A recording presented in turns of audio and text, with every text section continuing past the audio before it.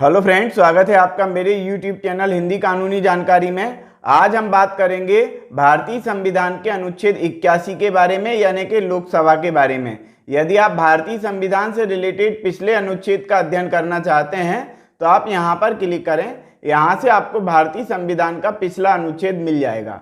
हम बात करते हैं भारतीय संविधान के अनुच्छेद 81 के बारे में। ये कहता है लोकसभा की संरचना, यानी कि जो लोकसभा होगी उसकी संरचना किस प्रकार से तैयार की जाएगी, उनमें कितने सदस्यों को निर्वाचित किया जा सकेगा, निर्वाचन किस प्रकार से किया जाएगा और जनसंख्या का आवंटन किस प्रकार से किया जाएगा, इस संबंध में यहाँ पर बताया गया। वैसे जो है भारतीय संविधान के अनुच्छेद 81 यानी कि लोकसभा के बारे में बहुत सारे वीडियो आपने यूट्यूब पे देखे होंगे, लेकिन किसी भी वीडियो में जनसंख्या के आवंटन के बारे में नहीं बताया गया है। मैं आपको यहाँ पर पूरा वीडियो जो है बिल्कुल जिस प्रकार से बेयर एक्ट में किताब में भारतीय संविधान में लिखा हुआ है, मैं बिल्कुल उस तरीके से आपको समझाने वाला हूँ। लिखा हुआ है इसमें कि अनुच्छेद 331 के उपबंधों के अधीन रहते हुए, यानी कि अनुच्छेद 331 जो है उसके उपबंधों को ध्यान में रखते हुए लोकसभा जो है किस प्रकार से होगी, पॉइंट नंबर का और खा में बता दिया गया कि का में बता दिया गया कि राज्यों में प्रादेशिक निर्वाचन क्षेत्रों से प्रत्यक्ष निर्वाचित चुने हुए 530 से अनधिक सदस्य, यानी कि यहां पर बता दिया गया कि 530 सदस्यों का चुनाव जनता के द्वारा होगा, यानी कि एमपी जो होंगे, सांसद जो होंगे वो चुने जाएंगे। कितने सांसद चुने जाएंगे? टोटल जो है 530 सांसद चुने जाएंगे। अब 20 जो है, अब आप सोच रहे होंगे पूरे 550 होना चाहिए, तो भैया 550 में से जो राज्य हैं उनमें से चुने जाएंगे 530 और जो केंद्र शासित प्रदेश हैं उनमें से चुने जाएंगे 20, यानी कि 20 और 530 बराबर हो जाएगा 550। लेकिन यहां पर एक चीज ध्यान दें हम कि यहां पर लिख दिया कि 530 जो है प्रादेशिक निर्वाचित क्षेत्रों में से प्रत्यक्ष निर्वाचन द्वारा चुने जाएंगे, प्रत्यक्ष रूप से चुने जाएंगे, जनता के द्वारा चुने जाएंगे। लेकिन वर्तमान कंडीशन क्या है? वर्तमान कंडीशन ये है कि 530 पूरे सदस्य चुने नहीं जाते हैं, 524 सदस्यों का ही चुनाव होता है। सांसद मतलब टोटल सांसद जो है 524 ही बन करके आते हैं संसद में। अब आप ये सोच रहे होंगे कि जब संविधान में 530 लिख दिया तो 524 क्यों? भैया आप इस चीज को समझें कि हमारा भारत जो है, भारत जो कश्मीर भी उसमें है और कश्मीर जो है भारत का अभिन्न अंग है। अब कश्मीर का कुछ हिस्सा जो है पाकिस्तान वालों ने कब्जे में ले लिया है, यानी कि कुछ कश्मीर ऐसा है जो पाक अधिकृत कश्मीर कहलाता है। तो पाक अधिकृत कश्मीर में भी 6 सीटें हैं हमारी, जो भारतीय संविधान के अनुसार यदि हम देखें 530 पूरी सीट यदि हमें करनी है तो पाक अधिकृत कश्मीर की सीटों को भी हमें शामिल करना होगा। पाक अधिकृत कश्मीर में अभी पाकिस्तान का कब्जा है, इसलिए 6 सीटें हम वहां से उपलब्ध नहीं करवा पाते हैं और इसी कारण से जो है हम यहाँ पर 524 सीटों का ही चुनाव कर पाते हैं, यानी कि 524 सीटों पर ही मतदान होता है। इसलिए यहाँ पर 530 सीटें लिखी गई हैं, लेकिन वास्तविकता ये है कि 524 सीटें ही चुन करके आती हैं, 524 सांसद ही बन पाते हैं। ये हो गई कौन सी बात? ये हो गई निर्वाचित क्षेत्रों से चुने हुए सांसदों की बात हो गई। कौन से निर्वाचित क्षेत्र? जो राज्य क्षेत्र हैं, केंद्र शासित प्रदेशों की बात हमने यहाँ पर नहीं की। अब यदि हम केंद्र शासित प्रदेशों की बात करें तो यहाँ पर पॉइंट नंबर 2 में यानी खा में लिख दिया गया कि संघ राज्य क्षेत्रों का यानी केंद्र शासित प्रदेशों का प्रतिनिधित्व करने के लिए ऐसी रीति से जो संसद विधि द्वारा उपबंधित करे, चुने हुए 20 से अनधिक सदस्यों से मिलकर बनेगी।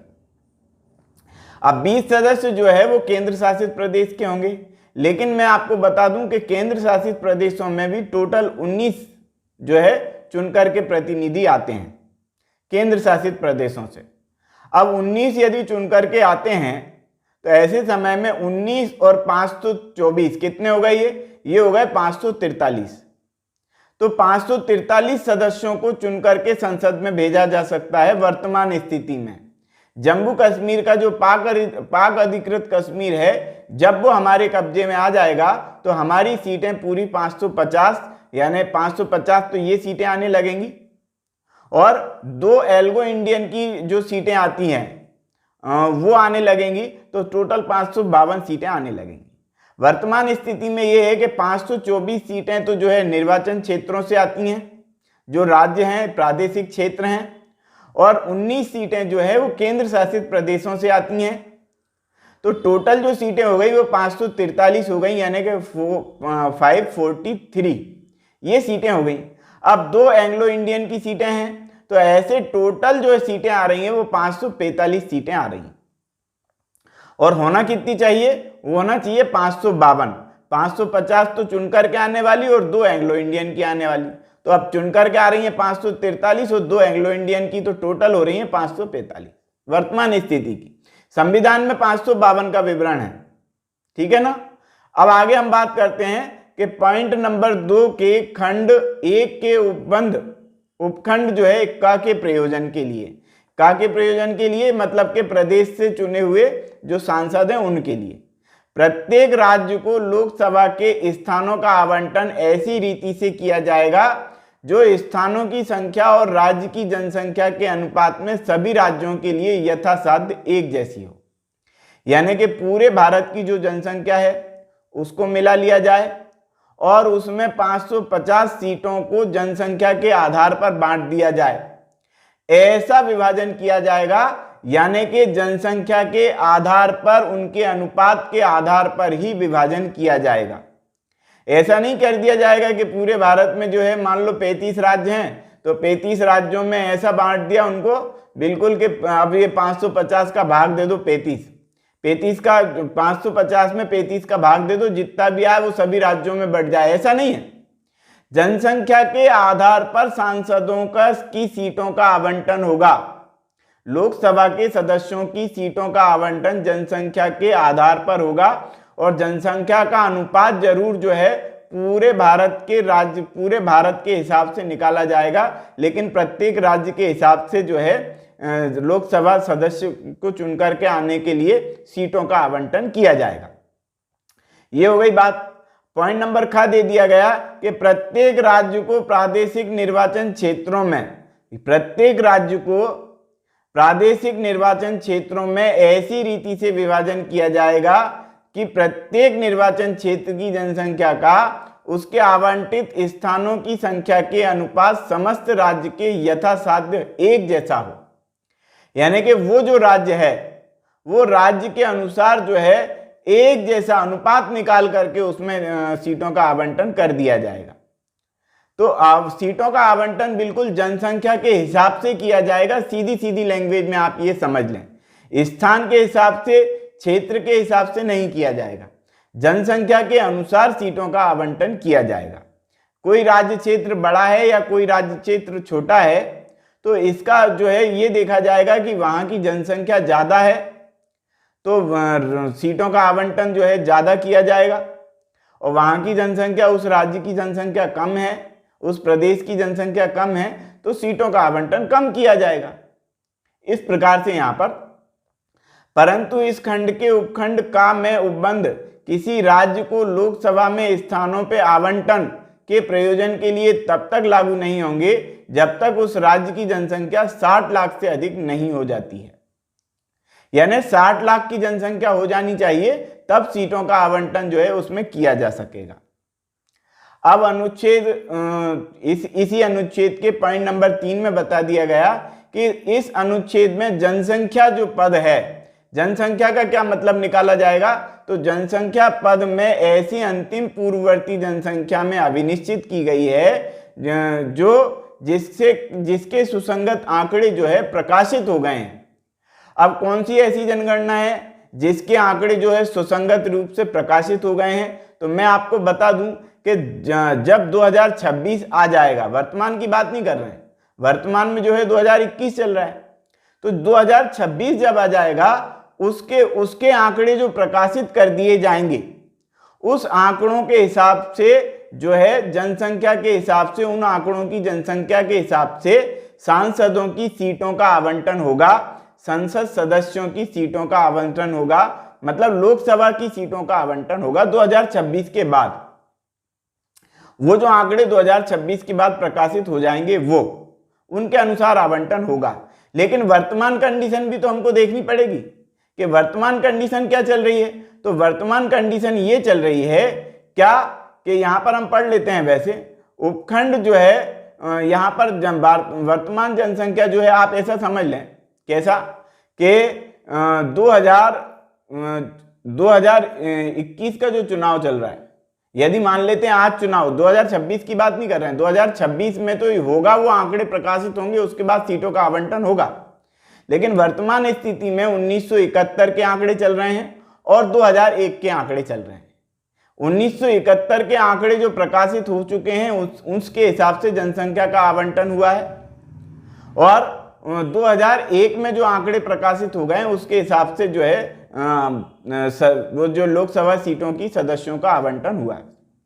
अब 1971 में क्या बात बताई गई है, 1971 कब लागू होगी, 1971 की जनसंख्या के आंकड़े कब लागू होंगे और 2001 की जनगणना के आंकड़े कब लागू होंगे, इसके संबंध में हम थोड़ा सा अध्ययन कर लेते हैं। इसमें लिखा हुआ है कि उपखंड 2 के जो है खंड 2 के उपखंड का में जो दिया गया है, उसके जो परंतुक दिया गया है, उसके प्रयोजन के लिए 1971 की जनगणना के प्रति निर्देश है। अब पॉइंट नंबर 2 के का में क्या दिया गया है, पॉइंट नंबर 2 के का में जो दिया गया है, प्रत्येक लोकसभा का आवंटन जो है इस प्रकार से किया जाएगा जो कि जनसंख्या के हिसाब से किया जाएगा। तो कुल मिला के यहां पर ये समझ लें कि पॉइंट नंबर 2 के पॉइंट नंबर का में जो दिया गया है, उसके जो परंतुक में दिया गया उसका यदि प्रयोजन निकालेंगे तो 1971 की जनगणना के अनुसार आंकड़ों का विभाजन उसमें किया गया है, और उपखंड ख में जो दिया गया है, मतलब कि खंड 2 के उपखंड ख में जो प्रयोजन दिया गया है उसमें 2001 की जनगणना के अनुसार जो है उसका वो निकाला जाएगा, और उसके अनुसार ही जो है जनसंख्या के आवंटन के अनुसार जो है निर्वाचन क्षेत्र निर्धारित किए जाएंगे, और निर्वाचन क्षेत्र निर्धारित करने के पश्चात उनमें जो है सांसदों का निर्वाचन उसमें हो सकेगा। यानी कि 2026 जब आ जाएगा तो 2026 में क और ख इसमें कोई दिक्कत नहीं आएगी। मतलब कि 2000 ऐसा समझे आप कि 2026 के बाद जो जनगणना होगी और उसके आंकड़े जो प्रकाशित होंगे उसके आंकड़े के अनुसार फिर जो है सीटों का आवंटन होगा। लेकिन सीटें जो है पूरी 530 ही रहेंगी, 530 के अलावा में सीटें नहीं होंगी। ये भारतीय संविधान के अनुच्छेद 81 के बारे में हमने अध्ययन किया। यदि आप भारतीय संविधान से रिलेटेड अगला वीडियो देखना चाहते हैं तो आप यहाँ पर क्लिक करें। यहाँ पर क्लिक करेंगे तो भारतीय संविधान का अगला वीडियो भी मिलेगा। आईपीसी, सीआरपीसी और भारतीय संविधान के संपूर्ण वीडियो भी यहाँ से आपको मिल जाएंगे। तो आज की वीडियो में इतना ही। वीडियो यदि आपको पसंद आया हो तो वीडियो को लाइक करें, शेयर करें, कमेंट्स करें, और यदि आपने हमारे चैनल को अभी तक सब्सक्राइब नहीं किया है तो चैनल को सब्सक्राइब कर लें, बेल आइकॉन प्रेस कर दें ताकि अगली वीडियो का नोटिफिकेशन आपको मिल सके। ये वीडियो देखने के लिए बहुत बहुत धन्यवाद।